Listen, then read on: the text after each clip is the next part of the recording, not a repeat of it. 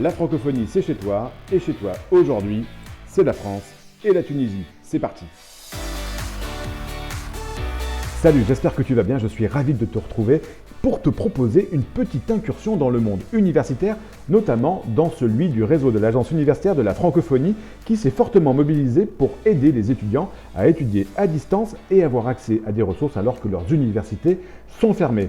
On va d'abord partir en Tunisie à l'Institut supérieur des sciences humaines de Djendouba qui a développé un MOOC et pour en parler, j'ai rendez-vous avec Narges Saïdi d'Outreligne, c'est la directrice du département de français.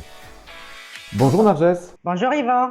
Alors aujourd'hui, les étudiants ne peuvent plus venir à l'université, mais vous avez développé un MOOC et cela a été une solution pour leur permettre de continuer à se former. Nous avons préparé un MOOC, préparer et réussir le DELF B2 et le DALF C1. Aujourd'hui, nous allons vous expliquer comment est structuré notre MOOC, préparer et réussir le DELF B2 et le DALF C1. Donc, tout le monde sait aujourd'hui que ce sont deux diplômes internationaux de langue française et qui sont devenus indispensables en fait dans un CV pour les futurs candidats à l'embauche, mais aussi pour les étudiants qui souhaitent poursuivre leurs études à l'étranger dans une université francophone. Vous allez être évalué sur votre capacité à argumenter, c'est-à-dire sur la qualité de votre argumentation. Argumenter, ça veut dire discours. Et votre discours doit être impérativement structuré. Donc en fait, ce MOOC et ce confinement d'ailleurs était une bonne chose pour cet accompagnement pédagogique des apprenants. On a aujourd'hui 140 pays qui participent à ce MOOC-là. Curieusement, le premier pays, c'est la France, puisqu'il y a beaucoup d'étrangers qui viennent en France pour apprendre la langue française. Bon, la deuxième place, c'est le Maroc. Et la troisième, c'est la Tunisie. Mais après, nous avons des pays comme le Brésil, comme les États-Unis, la Russie, etc. L'enseignement à distance, ça existe depuis longtemps, mais est-ce qu'on peut dire que cette crise l'a rendu un petit peu plus crédible? Oui, en fait, je pense qu'aujourd'hui, tout le monde s'est rendu compte de l'importance de cet accompagnement éducatif à distance et surtout dans nos pays du Maghreb et de l'Afrique en général.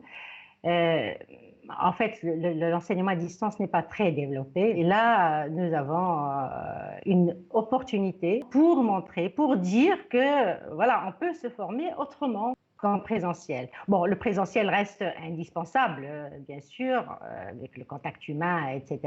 Mais je pense que tous les gouvernements des pays en voie de développement vont miser sur ces formations à distance grâce, entre guillemets, au confinement. Merci beaucoup Narges, bonne continuation à toi, à bientôt. Merci à toi, au revoir. Au revoir. Étudier, c'est bien sûr avoir la possibilité d'accéder à des ressources universitaires et ce n'est pas toujours facile lorsqu'on est chez soi. Mais vous allez le voir, il y a des initiatives géniales comme celles proposées par les nouvelles éditions numériques africaines, des éditions qui sont basées à Dakar. Et pour en parler, j'ai rendez-vous avec Lamine Sarr, il m'attend en France, à Paris. Bonjour Lamine. Bonjour Yvan. Est-ce que tu peux me présenter en 2 mots les nouvelles éditions numériques africaines? En fait, c'est une entreprise sociale, donc panafricaine dans l'édition numérique, qui a été créée à Dakar en 2008. Donc, c'est-à-dire depuis 12 ans, on essaie de numériser le patrimoine scientifique et littéraire africain et de le mettre à la disposition des lecteurs du monde entier. Donc ça, c'est vraiment la première mission. Elle est culturelle. Et la deuxième mission, elle est éducative, c'est de faciliter l'accès en mettant à disposition des étudiants, des élèves et des enseignants des bibliothèques numériques avec des contenus africains qui sont adaptés aux réalités locales. Alors pourquoi vous avez décidé, pendant cette période de crise, de donner accès gratuitement à votre fonds via les bibliothèques universitaires et avec le partenariat de l'Agence universitaire de la francophonie? En ce moment de crise, quelle contribution nous, en tant qu'éditeurs numériques, nous pouvons apporter pour la continuité pédagogique dans les établissements scolaires avec les fermetures qu'on connaît actuellement? Donc, c'est là où on a décidé de mettre gratuitement nos 9 bibliothèques numériques à disposition des étudiants et des enseignants. Au niveau des infrastructures aussi, donc les universités sont assez mal loties, en tout cas les universités africaines. On a eu beaucoup de mal à mettre ça en œuvre et c'est là où nous est venue l'idée de la collaboration avec l'AUF qui est le plus grand réseau universitaire au monde avec plus de 990 établissements répartis dans plus de 118 pays. Et ça nous a permis d'atteindre cet objectif de masse en fait.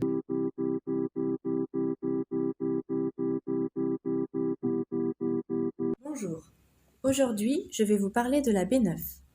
Tout d'abord, je vais vous montrer comment y accéder, puis je vais vous donner quelques informations. Toutes les universités ou bien les instituts de formation et d'enseignement supérieur qui sont affiliés à l'AUF ont désormais l'accessibilité à nos bibliothèques numériques. Alors qu'est-ce que cette crise change pour vous comme éditeur numérique? On s'est rendu compte qu'on a un fonds éditorial qui est unique en son genre et que c'est vraiment l'heure de communiquer là-dessus et de le rendre accessible et disponible à tous. Écoute, merci beaucoup, Lamine. J'espère que de plus en plus de gens viendront consulter votre bibliothèque numérique. À très bientôt. Merci Yvan, à bientôt. Salut Lamine. Au revoir. Voilà, j'espère que ça t'a plu. Si tu veux en savoir plus sur l'Agence universitaire de la francophonie qui a débloqué 1 million d'euros pour soutenir des initiatives universitaires liées à la Covid-19, c'est très simple, tu trouveras tous ces projets sur notre site internet. Nous, on se retrouve la semaine prochaine pour un nouveau numéro de la francophonie chez toi. D'ici là, porte-toi bien, prends soin des autres et bonne semaine à toi sur la planète francophone. Salut!